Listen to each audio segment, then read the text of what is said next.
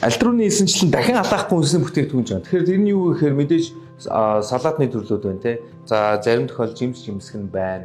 За эсвэл одоо жишээлбэл махан бүтээгдэхүүнүүд байна. Ийм бүтээгдэхүүнүүдийг яадаг гэхээр дахин халаахгүй учраас бид нэр заавал бэйлийн үс чивших хэрэгтэй. Тэгжиж тухайн бүтээгдэхүүн одоо би хэрэглэх хэмжээгээр аваад хэрчээд тухайн бүтээгдэхүүнийг буцаагаад алт хийхэд магадгүй би гараараа барих юм бол тэр дотор бактери үржил эргээд явна гэсэн. Тэгэхээр юусоо гэхээр хүнсний бүтээгдэхүүн бүгд амьсгалдаг гэсэн. Хөрчөнд байгаа бүх хүнсний бүтээгдэхүүн амьсгална. Хүнсний бүтээгдэхүүн хасах 40 хүртэл амьсгалах боломжтой.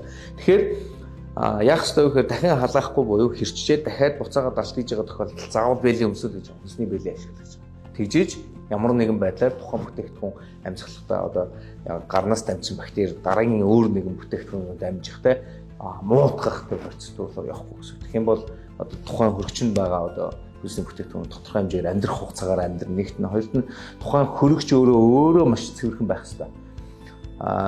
Хөрөгч гэдэг бол танаа гэр бүлийн одоод. Тэгэхээр хөрөгч ямар байна? Тухайн хөрөгчөнд байгаа бүтээгдэхүүнүүд яг тийм байна л гэсэн. Муудсан бүтээгдэхүүн бол адилхан муудаад эхэлнэ. За хөгжөрсөн байвал хөгжс дамжаал явна. Яагаад тэгэхээр хүнсний бүтээгдэхүүн амьсгалыг байлтруулсан дээ. Тэгэхээр ерөнхийдөө бидний хувьд бол хөрөгчийг маш цэвэрхэн байлгах хэрэгтэй. Ер нь бол болж өгөл өдөр болгон цэвэрлэх хэрэгтэй.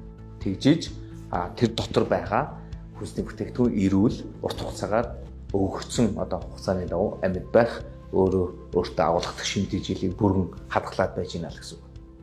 Учрал бүрт амтны хүнс комплекс.